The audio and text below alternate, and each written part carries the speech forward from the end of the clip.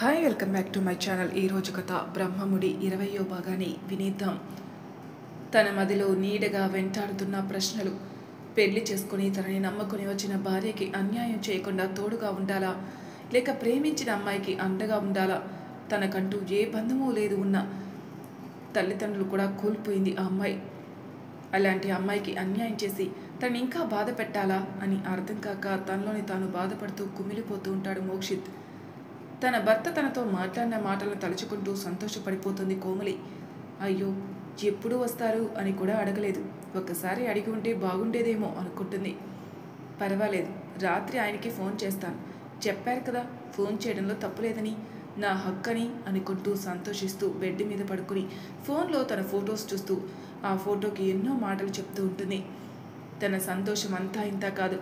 అలాగే evening ready అయి temple కూడా వెళ్తుంది. హారతి తీసుకునే సమయంలో పంతులు గారు హారతి పళ్ళెం తన దగ్గరికి తీసుకుని వస్తారు. ఉన్నట్టుండి హారతి ఆరిపోతుంది. అది చూసిన కోమలి చెప్పలేని భయం మొదలవుతుంది.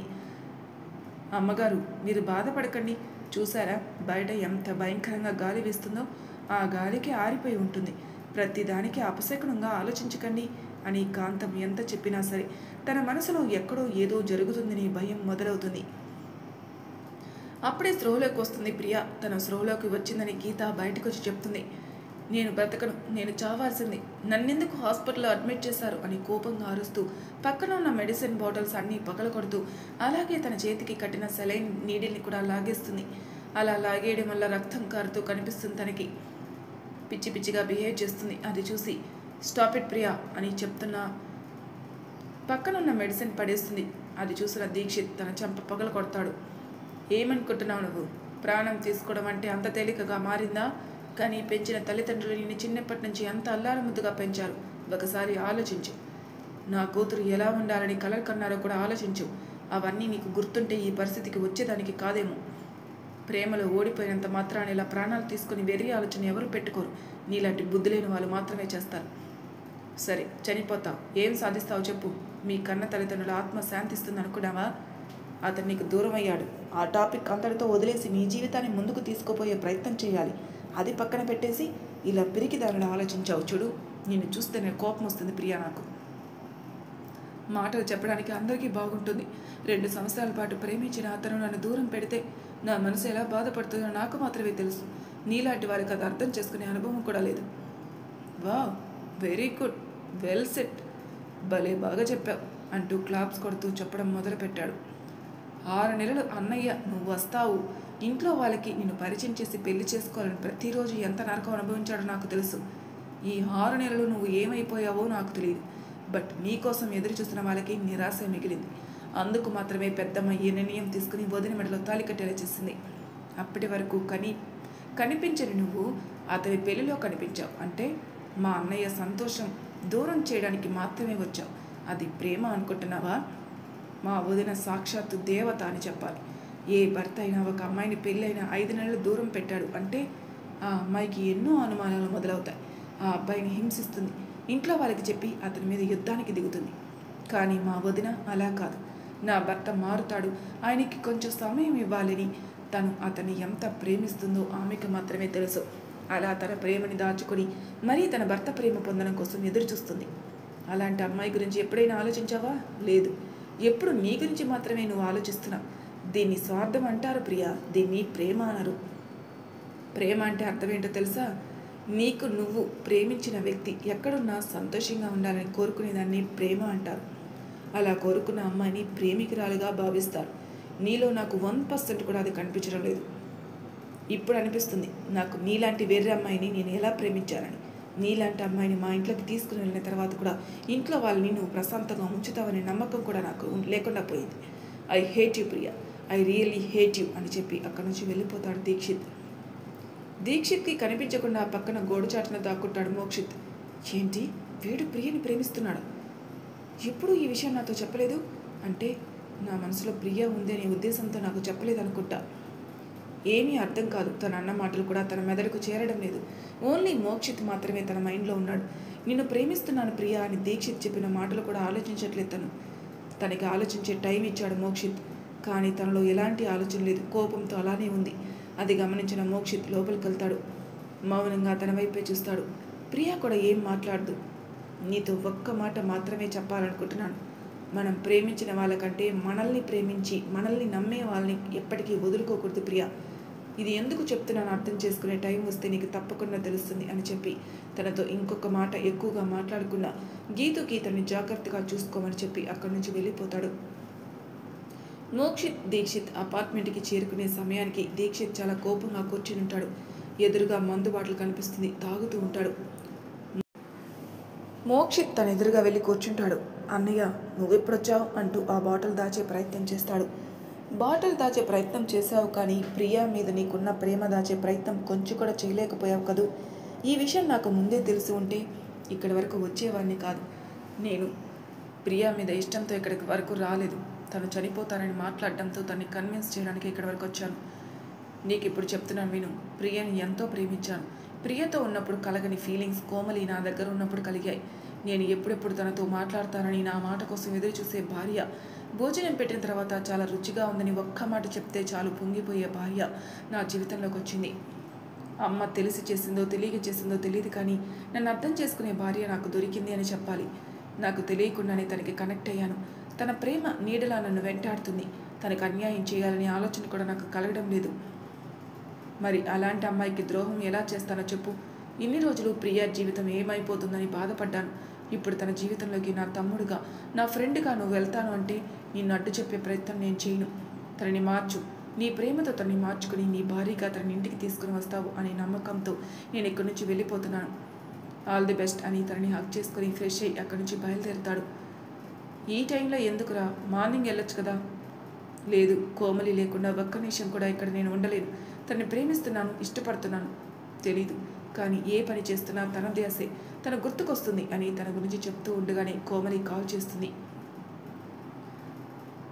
ఏం చేస్తున్నారు మీరు దీక్షిత్? భోజనం చేశారా లేదా అని ప్రేమతో అడుగుతుంది. లేదు, ఇంకా తినాలి. ఏంటండి మీరు టైం చూసారా? 9:30 అవుతుంది. ఇంకా భోజనం చేయకుంటే ఎలా చెప్పండి? మీ హెల్త్ ఏమవుతుంది? నా హెల్త్ గురించి ఆలోచించడానికి నువ్వున్నావుగా, మళ్ళీ నా గురించి నేను ఆలోచించడం ఎందుకులే. మరి ఎప్పుడు బయలుదేరుతున్నారు? నాకు రావాలని అనిపించట్లేదు. 1 వీక్ తర్వాత వస్తాను. అప్పటి వరకు జాగ్రత్తగా ఉండు అని అనడంతో అవునా, 1 వీక్ వరకు రారా అని అమాయకంగా అడుగుతుంది. అవును, కాంతం ఉంది కదా, కాస్త జాగ్రత్తగా ఉండు. టైం టు 2 ఫుడ్ తింటూ ఉండు. నువ్వు తినలేదని కంప్లైంట్ వస్తే మాత్రం సివియర్గా రియాక్షన్ ఉంటుంది. ఓకే పడుకో, గుడ్ నైట్ అని చెప్పి కాల్ కట్ చేస్తాడు. ఎందుకురా అలా చెప్పావు? ఏమో చెప్పాలనిపించింది. తనకు సర్ప్రైజ్ ఇవ్వాలి కదా. ఆల్రెడీ నేను టికెట్ బుక్ చేసుకున్నాను. నా ఫ్లైట్ 10:30కి, అసలే 9:30 అయింది. ఆ ట్రాఫిక్లో లేట్ అవ్వచ్చు. నేను ఇంక బయలుదేరుతాను. ప్రియాని జాగ్రత్తగా చూసుకో. తన ప్రేమని దక్కించుకున్న తర్వాతే మళ్ళీ నువ్వు తిరిగి రావాలి అని నవ్వుతూ చెప్పి బయలుదేరుతాడు.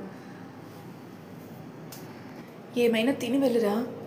నేను ఫ్లైట్లో ఏదైనా తినేస్తానులే. నా గురించి ఆలోచించుకో, ప్రియా గురించి ఆలోచించు. తాగుతూ ఇక్కడ కూర్చోకుండా ముందు హాస్పిటల్కి వెళ్ళు, ఓకేనా? జాగ్రత్త అని చెప్పి వెళ్ళిపోతాడు. వాడు ప్రియా మీద ప్రేమతో ఇక్కడికి వచ్చాడని అపార్థం చేసుకున్నాను. ఇప్పుడు తన కళ్ళల్లో ఎంత ప్రేమ కనిపిస్తుందో కోమలి వదిన మీద. వారిద్దరు త్వరగా కలిసిపోయి వాళ్ళ జీవితం సంతోషంగా ముందుకెళ్ళాలి దేవుడా అంటూ భగవంతుని వేడుకుంటాడు. కోమలమ్మ, ఇప్పటికే చాలా ఆలస్యమైంది. నేను ఇంటికి వెళ్తాను.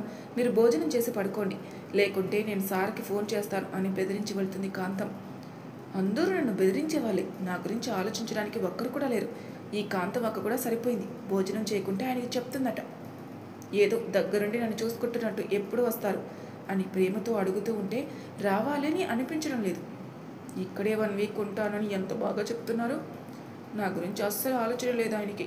ఒకవైపు ఆయన మాటలు వింటుంటే నా మీద ప్రేమతో చెప్తున్నారు అనిపిస్తుంది. ఇంకొక వైపు నన్ను దూరం చేసినట్టు మాట్లాడుతున్నారు. నేను అస్సలు మాట్లాడను. నేను అస్సలు ఫోన్ కూడా చేయను ఆయనకి అని కోపంగా అలానే పడుకుంటుంది. ఎంత ప్రయత్నించినా నిద్ర పట్టదు తనకి.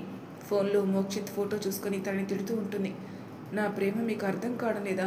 దగ్గరగా వచ్చి దూరంగా వెళ్ళిపోతూ ఉంటారు. ఒక అమ్మాయి తన ఫ్యామిలీని నమ్ముకొని మీకోసం వచ్చింది. తన గురించి కొంచెమైనా ఆలోచించాలని కూడా తెలియదు.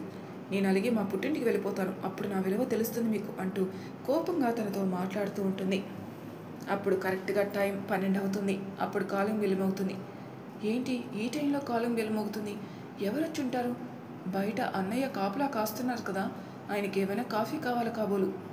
అయినా నన్ను డిస్టర్బ్ చేయరు కదా, ఏమై ఉంటుంది, ఎవరు వచ్చి ఉంటారు అని ఆలోచిస్తూ హాల్లోకి వస్తుంది. డోర్ ఓపెన్ చెయ్యాలా వద్దని టెన్షన్ పడుతూ కాలింగ్ బెల్ కొడుతూనే ఉంటాడు. ఏంటి సార్, మేడం భయపడతారు, ఫోన్ చేసి రమ్మనండి. అలా చేయను, తను భయపడాలి, నేను ఈ టైంలో వచ్చానని సర్ప్రైజ్ ఫీల్ అవ్వాలి కదా అని కానిస్టేబుల్తో చెప్తూ ఉంటే తను కూడా సిగ్గుపడతాడు. సార్, ఏదో కొత్తగా ఫీలింగ్ మొదలైనట్టుంది, అందుకే ఎప్పుడు లేనిది చాలా డిఫరెంట్గా మాట్లాడుతున్నారు అని అనుకుంటారు. తను కూడా భయంగానే డోర్ ఓపెన్ చేస్తుంది. ఎదురుగా ఉన్న మోక్షితిని చూసి ఏమనాలో అర్థం కావట్లేదు తనకి. 1 వీక్ రాను, ఇక్కడే ఉంటానని చెప్పిన వ్యక్తి ఎదురుగా తన ముందు నిలబడేసరికి ఏం మాట్లాడాలో అర్థం కాక తన వైపు ఆశ్చర్యంగా చూస్తుంది. తను చూసి నవ్వుతాడు మోక్షిత్. వీళ్ళిద్దరిని గమనిస్తూ ఉంటాడు కానిస్టేబుల్. లోపలికి వచ్చిన మోక్షిత్ డోర్ క్లోజ్ చేస్తాడు. ఏంటి, ఇంటికొచ్చిన వ్యక్తికి కాస్త మంచినీళ్ళు ఇచ్చేది ఉందా లేదా? అయ్యో తీసుకొస్తానుండండి అని వెళ్ళి వాటర్ తీసుకుని వచ్చేస్తుంది. డైనింగ్ టేబుల్ వద్దకు వెళ్తాడు. చేసిన పుల్కాలు అలాగే ఉంటాయి, కర్రీ కూడా డైనింగ్ టేబుల్ దగ్గరే కూర్చుంటాడు. వెళ్ళి ఫ్రెష్ అవ్వండి, మీకు వేడివేడిగా ఏదైనా చేసి పెడతాను. నాకు తినే ఇంట్రెస్ట్ కూడా లేదులే ఈ టైంలో. కూర్చో, నీతో కొంచెం మాట్లాడాలి. నాతో ఏం మాట్లాడాలి? నేనేం చెప్పాను నీకు? ఏం చెప్పారు? అంత అమాయకంగా చూడకు, ఇంకొక పెళ్లి చేసుకుంటాను అని చెప్పాను కదా. నేను ఒక అమ్మాయిని ప్రేమించాను, తనని పెళ్లి చేసుకోవాలనుకుంటున్నాను. దానికి నీ నిర్ణయం కూడా చాలా ఇంపార్టెంట్. మరి నువ్వేం ఆలోచించుకుంటున్నావు? ఏంటండి అలా మాట్లాడుతున్నారు? ఉన్నదే మాట్లాడుతున్నాను. ఏంటి నీ నిర్ణయం? నా మీద పోలీస్ కేసు పెడతావా ఇంకో పెళ్లి చేసుకుంటున్నానని? అయ్యో, అలా ఎందుకు మాట్లాడుతున్నారు? మరి మీ నిర్ణయం ఇంకా చెప్పలేదు? మీరు ఎక్కడ ఉన్నా హ్యాపీగా ఉండాలి, మీ లైఫ్లో నేను ఉంటే కష్టంగా ఉంది అని మీరు ఒక్క మాట చెప్తే చాలు, నేను ఇక్కడి నుంచి వెళ్ళిపోతాను. ఈ కేసులు పెట్టడం, కోర్టుకు వెళ్ళడం ఇవన్నీ నాకు ఇష్టం లేదు. మీరు ఎవరితో సంతోషంగా ఉంటారో వాళ్ళతో ఉండండి, ఇందులో ఎటువంటి అభ్యంతరం లేదు. అంతేనా? మరి మీ భర్త కోసం కొంచెం కూడా ఫైట్ చేయవా నువ్వు? అలా నన్ను వదిలి వెళ్ళిపోతావు, మరి నేను ఎలా ఉంటాను నువ్వు లేకుండా? మీరు మాట్లాడే మాటలే నాకు అర్థం కావు. ఒక్కోసారి దగ్గరగా ఉన్నట్టు అనిపిస్తుంది, మళ్ళీ వెంటనే దూరంగా అయిపోయినట్టు అనిపిస్తారు అంటూ బుగ్గమూతి పెట్టుకుంటుంది. అబ్బా, ఎంత క్యూట్గా ఉన్నావే, ఇప్పుడే గట్టిగా హక్ చేసుకుని కిస్ చేయాలనిపిస్తుంది. బట్ నా తమ్ముడు ప్రేమ కూడా సక్సెస్ అయితే నీకు దగ్గరగా వచ్చేస్తాను. అంతవరకు కాస్త నీకు దూరంగా ఉండడమే కష్టం. ఏంటి భార్యమణి గారు అలకనా? మరి కాకపోతే ఏంటి అసలు? 1 వీక్ తర్వాత వస్తానని చెప్పారు, ఇలా సడన్గా వచ్చేస్తారు. దానికి తోడు ఏదేదో మాట్లాడుతున్నారు. మీకు నిజంగా ఎవరైనా ఇష్టం ఉంటే వాళ్ళతోనే మీరు సంతోషంగా ఉండొచ్చు అని చెప్పి వెళ్ళబోతుంది. తన చేయి పెట్టి ఆపేస్తాడు. నేను ఎంత చెప్పినా నీ బ్రెయిన్కి ఎక్కట్లేదు, ఆఫ్ బ్రెయిన్. నేను డైనింగ్ హాల్ దగ్గరికి ఎందుకు వచ్చి కూర్చున్నాను? నీకేం చెప్పాను? భోజనం చేయమన్నాను. ఇక్కడ చూస్తే ఎలా చేసి పెట్టిందో అలాగే ఉంది కదా. మరి ఏం చెప్పారు అని నువ్వు అమాయకంగా అడిగితే ఇలాగే ఉంటాయి నా ప్రశ్నలు కూడా. అప్పుడు నాలుగు ఖర్చుకుంటుంది తను. అయ్యో రామా, ఆయన చెప్పింది అదే కదా. ఆయన ఇంటికి వచ్చిన షాక్లో నేను కూడా ఏం మాట్లాడుతున్నానో నాకే అర్థం కాలేదు. ఇప్పుడు కోప్పడతారేమో అనుకొని టెన్షన్ పడుతుంది. అవును, భోజనం చేయలేదు సరే, నిద్ర కూడా పోలేదు, మరి ఏం చేస్తూ ఉన్నావు? నీ భర్త ఎక్కడ విదేశాలకి వెళ్ళలేదు, జస్ట్ 1 డే బెంగళూరుకి వెళ్ళాడు, అర్థమవుతుందా? ఇప్పుడు నాకు కూడా ఆకలి మొదలైంది. అయ్యో, వేడిగా ఏమైనా చేస్తాను. దోశపిండి ఉందా? ఉందండి. అయితే ఇద్దరి కోసం దోశలు వేయి, నేను ఫ్రెష్ అయ్యి వస్తాను అని చెప్పి నవ్వుకుంటూ వెళ్ళిపోతాడు. అలాగే ఫ్రెష్ అయ్యి వస్తాడు. వాళ్ళిద్దరి కోసం దోశలు పోసి డైనింగ్ హాల్ దగ్గరకు తీసుకుని వస్తుంది. తన చేతిలో ఒక గిఫ్ట్ పెడతాడు. అది ఓపెన్ చేసి చూస్తుంది. అది గోల్డ్ వాచ్. ఇప్పుడెందుకు నాకు? నేను పక్క వాళ్ళకి ఇవ్వలేదే తల్లి, నా భార్యకి ఇచ్చాను, నాకు నచ్చి ఇచ్చాను అని ఒత్తి పలుకుతాడు. ఎప్పుడు ఏది ఇచ్చినా ఇదెందుకని అడక్కో, వచ్చి కూర్చో అని అనడంతో తనకి ఎదురుగా కూర్చోబోతుంది. పక్కన కూడా ఖాళీగా ఉందిగా, ఇక్కడే వచ్చి కూర్చో అని తన పక్కన కూర్చోబెడతాడు. తన్ని ఒక దోశ ముక్క విరిచి తన నోటికి అందిస్తాడు. ఆశ్చర్యంగా తన వైపే చూస్తుంది. ఏమి, నేను పెడితే తినవా అని అనడంతో నవ్వుతూ తింటుంది. నువ్వు నాకు పెట్టేదేమైనా ఉందా లేదా అని తనని అడగడంతో కొంచెం ఇబ్బందిగానే తన నోటికి అందిస్తుంది. మోక్షిత్ తనతో మాట్లాడుతూ ఉంటే చాలా కొత్తగా అనిపిస్తుంది. ఎప్పుడు సీరియస్గా ఉండే ఆయనలో ఇలాంటి మార్పు తను అస్సలు ఊహించలేదు. అలా దీక్షిత్ గురించి కొన్ని కబుర్లు చెబుతూ తినటం పూర్తి చేస్తాడు. పద, ఇప్పటికే చాలా ఆలస్యమైంది, పడుకుందాం అని తన చేయి పట్టుకొని మరీ తీసుకుని వెళ్తాడు. నేను కిచెన్ క్లీన్ చేసి వస్తానండి, పొద్దున్నే చేసుకోవచ్చు ఆ పనులన్నీ అని తనని తీసుకుని వెళ్తాడు. లైట్స్ ఆఫ్ చేసి వచ్చి పడుకుంటుంది కోమలి. తన భర్త తన పక్కన ఉన్నాడన్న సంతోషంతో అలాగే ధైర్యంతో మధ్యలో ఉండవలసిన పిల్లోస్ కూడా పెట్టలేదు ఆ రోజు. పిల్లోస్ తీసుకుని వచ్చి పెడుతుంది కోమలి. వాటితో అవసరం లేదు, పక్కన పెట్టి వచ్చి పడుకో అనడంతో సైలెంట్గా వచ్చి పడుకుంటుంది. తనకి దగ్గరగా జరుగుతాడు. టెన్షన్ పడిపోతుంది కోమలి. ఎందుకంత భయం? నేను నీ భర్తనే కదా, అవునా కాదా అని అనడంతో తన గొంతు తడారిపోతుంది. తన మాటలు తనకు అంత దగ్గరగా తగులుతూ ఉంటాయి. ఇక్కడికి వచ్చి పడుకోవచ్చు అంటూ తన గుండెల మీద పడుకోమని చెప్తాడు. తను చాలా టెన్షన్ పడిపోతుంది. నీకు ఇష్టం లేదా అంటాడు. సరే, నేను బలవంత పెట్టంలే అని పక్కకు తిరిగి పడుకుంటాడు. ఏంటి మొద్దు, నేను నీకు అంత దగ్గర కావాలనుకుంటున్నాను, నువ్వేమో నన్ను అర్థం చేసుకోవట్లేదు అని బాధపడతాడు మోక్షిత్.